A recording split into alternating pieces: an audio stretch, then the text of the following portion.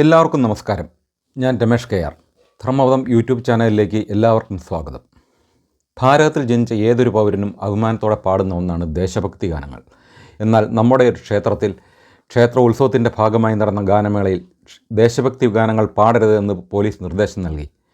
ഈ വാർത്ത വിശ്വസിക്കാൻ പ്രയാസമാണ്. പനയം കോവിൽമുക്ക് സുബ്രഹ്മണ്യ ക്ഷേത്രത്തിലാണ് ദാരുണമായ ഈ സംഭവം നടന്നത്.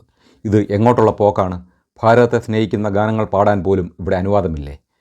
ഇതിന് പിന്നിലെ സത്യങ്ങൾ നമുക്കൊന്ന് പരിശോധിക്കാം.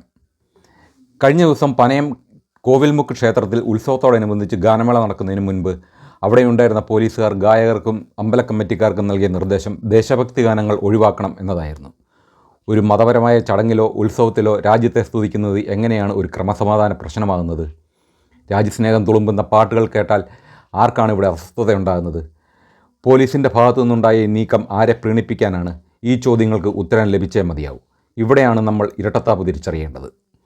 മതവികാരം വ്രണപ്പെടുത്തുന്ന നാടകങ്ങൾക്കും സിനിമകൾക്കും ആവിഷ്കാര സ്വാതന്ത്ര്യത്തിൻ്റെ പേരിൽ സംരക്ഷണം നൽകുന്നവർ ഭാരതമാതാവിനെ സ്തുതിക്കുന്ന പാട്ടുകൾക്ക് വിലക്കേർപ്പെടുത്തുന്നു. ക്ഷേത്ര മൈതാനങ്ങളിൽ രാഷ്ട്രീയ പ്രസംഗങ്ങളും വിദ്വേഷ പ്രസംഗങ്ങളും നടത്താൻ യാതൊരു തടസ്സവുമില്ലാത്ത നാട്ടിൽ വന്ദേ ഭാരതമോ ജയ ജയ ഭാരതമോ പാടുന്നത് എങ്ങനെയാണ് തെറ്റാകുന്നത്? ഹൈന്ദവ വിശ്വാസങ്ങളെയും അവരുടെ ഉത്സവങ്ങളെയും ഇത്രത്തോളം അവഹേളിക്കാൻ അധികാരികൾക്ക് എങ്ങനെയാണ് ധൈര്യം വരുന്നത്? നമ്മൾ നേരത്തെ ചർച്ച ചെയ്ത ക്ഷേത്ര സമ്പദ് വ്യവസ്ഥയുടെ അധിനിവേശം പോലെ തന്നെയാണ് ഇതും. ക്ഷേത്രങ്ങളുടെ തനിമ നശിപ്പിക്കുവാനും അവിടെ ദേശസ്നേഹം വളർത്തുന്ന പ്രവർത്തനങ്ങൾ തടയുവാനും ബോധപൂർവമായ ശ്രമങ്ങൾ നടക്കുന്നുണ്ട്.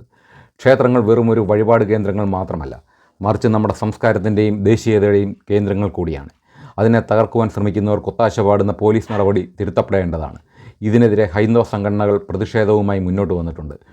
ഈ പ്രതിഷേധം ഓരോ വിശ്വാസിയുടെയും ഉള്ളിൽ ഉണ്ടാകണം. സുഹൃത്തുക്കളെ, ഇത് ഇന്ന് പനയത്ത് നടന്നുവെങ്കിൽ നാളെ നിങ്ങളുടെ വീടിനടുത്തുള്ള ക്ഷേത്രങ്ങളിലും സംഭവിക്കാം. ദേശസ്നേഹം പോലും വിലക്കപ്പെടുന്ന ഒരു സാഹചര്യം നമ്മുടെ കേരളത്തിൽ ഉണ്ടാക്കാൻ നാം അനുവദിക്കണോ? ക്ഷേത്ര ഉത്സവങ്ങളിൽ ദേശഭക്തി ഗാനങ്ങൾ പാടുന്നത് തെറ്റാണോ? നിങ്ങളുടെ പ്രതികരണം താഴെ കമൻറ്റായി രേഖപ്പെടുത്തുക. ഭാരതത്തെ സ്നേഹിക്കുന്ന ഓരോ പൗരനും ഇതിനെതിരെ ശബ്ദമുയർത്തണം. നമ്മുടെ ചാനൽ സബ്സ്ക്രൈബ് ചെയ്യാൻ മറക്കരുത്. 1500 സബ്സ്ക്രൈബേഴ്സ് എന്ന ലക്ഷ്യത്തിലേക്ക് നമ്മൾ അടുക്കുകയാണ്. വിഷുദിനത്തിൽ ഒരു വലിയ മാറ്റത്തിൻ്റെ തുടക്കം കുറിക്കാൻ നമുക്ക് സാധിക്കണം. ഈ വീഡിയോ പരമാവധി ഗ്രൂപ്പുകളിൽ ഷെയർ ചെയ്തെത്തിക്കുക. ജയ് ശ്രീരാം, ജയ് ഹിന്ദ്.